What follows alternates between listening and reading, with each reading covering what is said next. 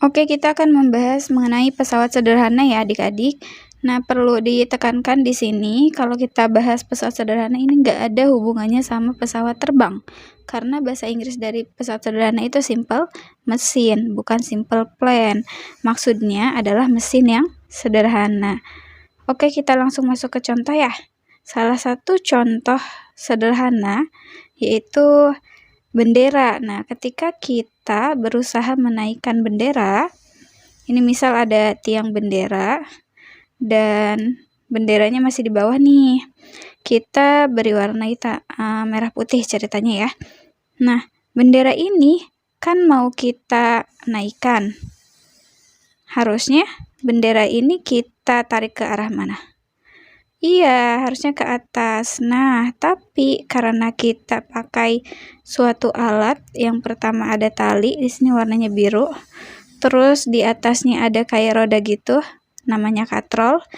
Nah, katrol itu salah satu bentuk dari pesawat sederhana. Jadi, ada bentuk pesawat sederhana yang lainnya juga ya, selain katrol. Nah, ini talinya ke bawah lagi, terus melingkar gitu ya. Nah, gara-gara tali dan katrol ini akibatnya kita nggak perlu tuh naikin bendera ke atas, tapi naiknya kemana? Iya, tarik aja ke bawah. Dengan kita menarik tali ke bawah, otomatis benderanya akan naik ke atas. Nah, ini menguntungkan dong, iya nggak sih? Jadi kita nggak perlu tuh manjat-manjat ke atas nih, terus tarik benderanya ke atas, nggak perlu. Cukup tarik benderanya ke bawah, sehingga akhirnya kita bisa menaikkan bendera ini ke atas. Yeay. Gitu ya, kebayang? Nah, ini fenomenanya sering kalian saksikan ketika upacara bendera berlangsung. Terus, contoh yang kedua nih. Ini adalah salah satu guna pesawat sederhana juga ya ketika naik gunung. Kalau kita mau naik gunung pakai suatu kendaraan, bisa mobil, motor, atau sejenisnya, coba deh perhatiin jalannya. Nah, kalau misalkan jalannya itu langsung curam ke atas nih, ini akan berat buat kendaraan ya. Bisa nggak kuat nih mobil kalau curam banget sudutnya. Nah, supaya kuat dibuat gimana jalannya? Iya, jalannya dibuat miring atau dibuat berkelok-kelok kayak gini ya. Jadi, ini meskipun jalannya lebih panjang, tapi tenaga yang dibutuhkan mobil untuk maju bisa lebih ringan. Nah, karena dia kemiringannya nggak setajam yang satunya tuh yang gunung sebelah kiri ya. Coba bayangin deh, butuh tenaga dan gaya berapa nih untuk naik langsung. Kalau pakai rute gunung yang sebelah kiri, pasti gede banget, ya kan? Nah, kalau yang gunung di sebelahnya yang udah dibuat berkelok-kelok, gaya yang dibutuhkan untuk naik itu nggak gede-gede banget. Kecil-kecil aja, yang penting stabil, nanti sampai di akhirnya ke atas. Nah, kemiringan dari jalan ini adalah salah satu aplikasi dari pesawat sederhana, namanya bidang miring. Oke, jadi apa itu pesawat sederhana? Nah, pesawat sederhana atau simple mesin adalah suatu alat yang mempermudah kehidupan manusia, tapi yang masih relatif sederhana ya, bukan yang ribet-ribet kayak mobil, itu udah mesin yang kompleks. Nah, kita bisa bilang bahwa pesawat sederhana itu adalah alat yang bisa mengubah besar atau arah gaya. Kita bisa lihat di sini untuk contoh yang katrol, arah gayanya berubah. Mungkin besarnya sama, tapi arah gayanya berubah. Tadinya kita butuh gaya ke atas, ternyata tinggal ditarik aja ke bawah. Jadi enak dong ya, nggak perlu manjat-manjat, ribet gitu. Jadi dengan merubah arah gaya itu aja udah menguntungkan. Nah, terus kalau yang contohnya gunung itu gimana? Ini juga nggak perlu tenaga yang besar, gayanya nggak perlu gede-gede, cukup kecil aja. Dengan mengubah besar dari gaya ini, udah menguntungkan juga. Jadi, kebayang ya kira-kira konsep dari pesawat sederhana? Kebayang? Ya, oke, nanti kita bakal bahas lebih lanjut mengenai jenis-jenis pesawat sederhana ini dia. Jenis-jenis pesawat sederhana. Nah, secara general, jenis-jenis pesawat sederhana itu terbagi menjadi 3. Yang pertama tuas atau pengungkit, yang kedua roda atau katrol dan katrol dua hal yang berbeda. 3. Bidang miring. Nah, bidang miring ini nih sebenarnya nanti ada jenis-jenisnya lagi. Nah, diantaranya itu ada baji dan sekrup. Gitu. Nanti kita bakal bahas satu persatu ya jenis-jenisnya. Dari mulai tuas atau pengungkit nih. Nah, sebelum masuk ke tuas, coba lihat deh gambar ini. Ini adalah ada sebuah papan ya, yang dia terdapat penyangga di bagian tengahnya. Nah, papan ini tuh dalam keadaan setimbang. Terus kalau kita misalkan letakkan batu 5 kg di kanan dan kirinya, apa yang terjadi? Iya, akan tetap seimbang. Nah, sekarang kalau di kirinya kita ganti massa batunya menjadi 10 kg. Apa yang terjadi? Ayo, apa? Iya, dia nggak akan seimbang lagi. Nanti yang batu sebelah kiri akan punya arah ke bawah dan batu sebelah kanan akan punya arah ke atas, akan naik gitu ya.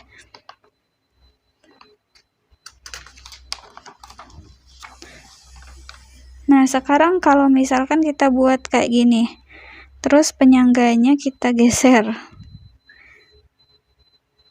Nah, kita letakkan batu di sebelah kanan yang bermassa 5 kg, masih sama ya, massanya 5 kg. Kemudian untuk tetap seimbang, kira-kira massa di batu di sebelah kiri itu berapa, ayo? Nah, kakak sediakan opsi nih, opsi A 5 kg, B opsinya lebih besar dari 5 kg, dan opsi C kurang dari 5 kg. Jawabannya yang mana yang benar, ayo? Oke, tepat. Jawabannya C ya. Kenapa bisa kayak gitu?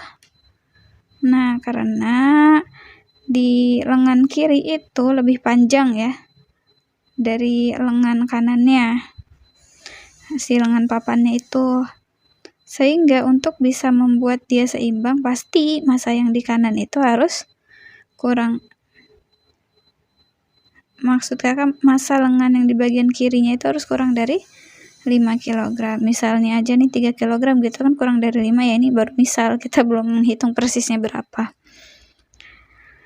Terus, nah konsep inilah yang dipakai tuas atau pengungkit ya.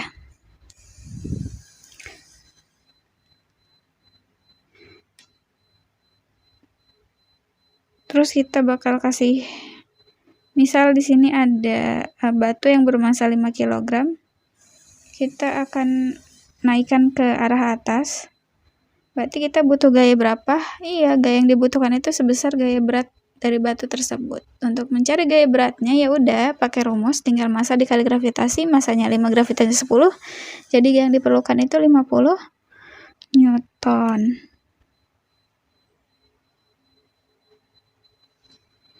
Berarti kalau gitu minimal kita membutuhkan gaya ke atas yang beratnya 50 Newton untuk bisa mengangkat batu ini ke atas ya. Batu yang ada di bagian kanan. Jadi batu di kanan punya berat 50 Newton untuk bisa mengangkat batu ini ke arah atas ya. Tapi gara-gara lengan yang sebelah kiri itu lebih panjang dari yang kanan, akibatnya kita nggak butuh lagi tuh gaya sebesar itu. Gaya yang kita kasih ke batu itu pasti besarnya akan kurang dari 500 Newton. Ini kayak konsep yang sebelumnya ya, yang massa. Nah, inilah sebabnya mengapa tuas itu termasuk ke dalam kategori pesawat sederhana, karena yang pertama dia mampu mengubah arah gaya. Coba lihat, kalau kita mau angkat, harusnya kan angkat itu diberi gaya ke atas ya. Kalau angkat ke atas itu biasanya susah gayanya. Nah, ini sekarang kita cuma butuh gaya ke bawah. Dengan cara mendorong ke bawah itu biasanya lebih gampang ya. Misalnya bisa dengan cara didudukin gitu, kita menggunakan berat badan kita sendiri untuk mengangkat. Nah, itu jauh lebih gampang. Nah, daripada harus mengangkat ke atas dengan tangan.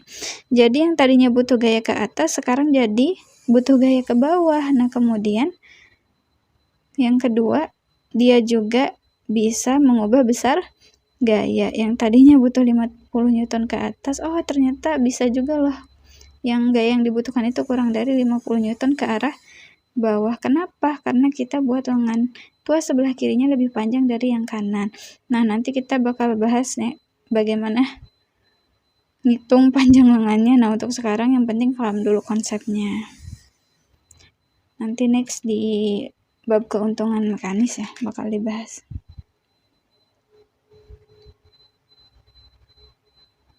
Terus yang kedua kita bahas roda dan katrol. Pertama roda dulu deh nih ya yang simple. Contohnya misalkan gerobak. Gerobak apa ya? Gerobak bakso deh. Oke, nah sekarang coba bayangin kalau gerobak ini gak ada rodanya. Kira-kira gimana si tukang bakso bisa membawa gerobaknya? Gimana tuh? Coba aja bayangin kayak gitu. Pastinya akan susah banget ya buat didorong. Kenapa? Ya karena di sini di bagian bawahnya. Nah, di bagian bawahnya itu terdapat gesekan. Iya, betul. Jadi ada lantai atau tanah ya. Kalau yang didorong itu dia akan melawan gaya gesek sehingga butuh gaya yang besar untuk bisa membuat gerobak tersebut berjalan kalau tanpa roda. Kalau ada rodanya ya pasti jauh lebih enteng dari gambar yang sebelah kanan ya. Jadi roda ini salah satu dari pesawat sederhana. Kenapa? Ya karena dia bisa mengubah besar gaya. Nah, jadi gayanya yang harusnya besar karena dia harus melawan gaya gesek yang ada di bagian bawah. Dengan roda, si gaya ini nih yang dibutuhkan untuk mendorong jauh lebih ringan ya. Nah, kemudian yang kedua,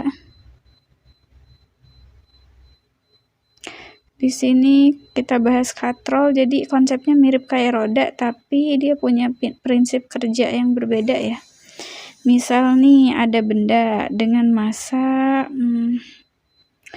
kita pakai 5 kg lagi. Nih di gambar katrolnya terus ada benda yang menggantung. Nah, bermassa 5 kg yang akan diangkat ke atas. Nah, kalau bendanya 5 kg berarti butuh gaya yang besarnya berapa? Iya, butuh gaya yang besarnya sebesar berat benda. Yaitu pakai rumus ya. Rumus mencari berat benda ya massa kali gravitasi, karena massanya 5 kali gravitasinya 10, jadi 5 kali 10 50 Newton.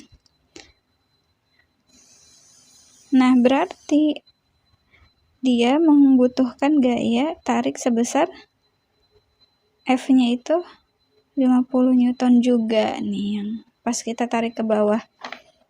Nah, kok gayanya sama besar sih? Terus ngaruhnya apa dong gitu? Apa gunanya dong? Ada. Nah, coba bayangin. Ini harusnya kita kan nariknya ke atas. Karena memindahin bendanya ke atas. Tapi dengan katrol ini kita nggak perlu narik ke atas. Tapi nariknya ke bawah. Emang kenapa kalau narik ke bawah sangat menguntungkan? Iyalah, misal pada contoh di awal-awal ya. Kita bahas pas narik bendera tuh pengen dikeatasin.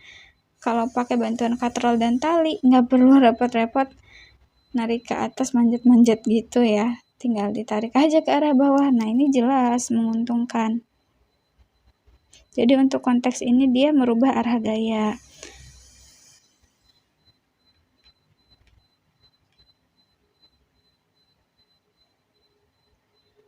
Karena kalau kita nariknya ke bawah kan bisa tanpa effort sama sekali ya. Dibanding kita nariknya ke atas. Terus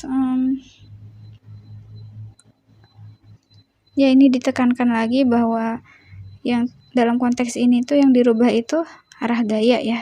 Yang harusnya gayanya ke atas diubah jadi gayanya ke bawah sehingga bisa lebih mudah dan ringan.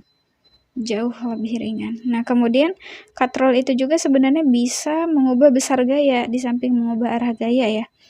Nah, kalau kita susun nih Jadi ada lebih dari satu katrol. Susun kayak gini nih. Misal katrolnya lebih dari satu. Nah, kalau katrolnya lebih dari satu, maka gayanya akan lebih kecil daripada beban ya, atau berat bendanya. Nah, nanti kita bakal menghitung, tapi nanti di keterangan selanjutnya. Untuk saat ini pahami aja dulu konsepnya ya. Terus yang terakhir nih, bidang miring. Nah, di sini misal ada suatu benda bermasa 5 kg, masanya masih sama ya 5 kg. Kita pengen naikin ke ketinggian tertentu ya. Nah, yang tadinya awalnya posisinya di bawah mau dipindahin ke atas nih. Gimana caranya? Ya berarti ya perlu diangkat langsung, yang membutuhkan gaya sebesar berapa gitu. Kalau diangkat langsung sebesar berat bendanya, rumus berat benda seperti biasa, basic banget masa kali gravitasi, berarti butuh gaya 50 Newton untuk memindahkan posisi benda yang tadinya di bawah agar berada di atas.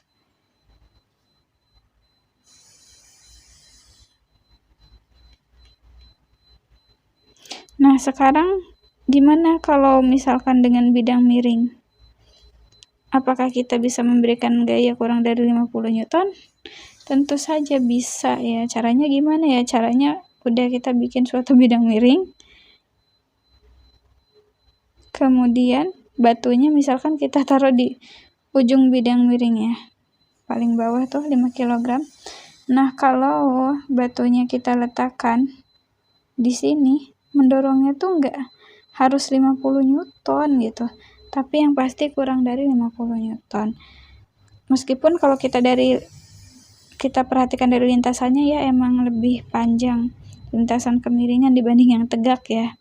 Tapi nggak apa-apa, karena dengan lintasan yang lebih panjang ini dapat menghasilkan gaya yang lebih kecil ternyata. Jadi tenaga yang dibutuhkan untuk mengangkat batu biar sampai ke atas itu jauh lebih kecil kalau kita menggunakan lintasan yang miring dibandingkan kalau kita angkat langsung ke atas dengan lintasan yang vertikal tuh ya, tegak. Nah, untuk menghitung berapa persisnya si gaya yang dibutuhkan ini, kita bakal belajar di pembahasan keuntungan mekanis ya, cara mencari keuntungan mekanis. Terus nanti kita bahas konsep bidang miring dalam bentuk hal lain, misalnya baji ya. Kalian tahu baji? Baji itu, nah di gambarnya sejenis kapak gitu ya. Kalau kita perhatikan di bagian kepala baji ini, dia itu terdiri dari apa? Coba pikirin. Ya, kita gambar ulang. Ternyata si baji ini kalau diperhatikan dia terdiri dari dua jenis bidang miring yang disatukan. Fungsinya untuk apa? Ya untuk membelah sesuatu agar jauh lebih mudah.